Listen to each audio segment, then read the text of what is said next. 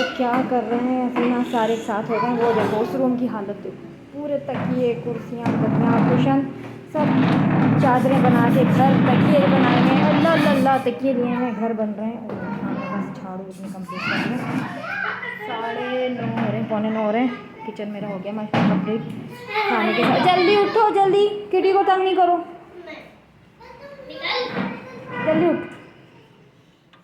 ये देखो कितना गंदा, बस फटाफट पोछा शोछा करेंगे। खाना देखें कंप्लीट है, किचन भी डन है, क्योंकि आज मासी तो नहीं आनी थी ना, आज तो संडे है।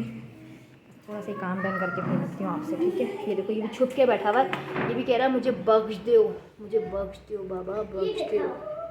छुप के बैठा हुआ तुम लोगों से, वो छोड़ दो उसकी जान, छोड़ दो हानी,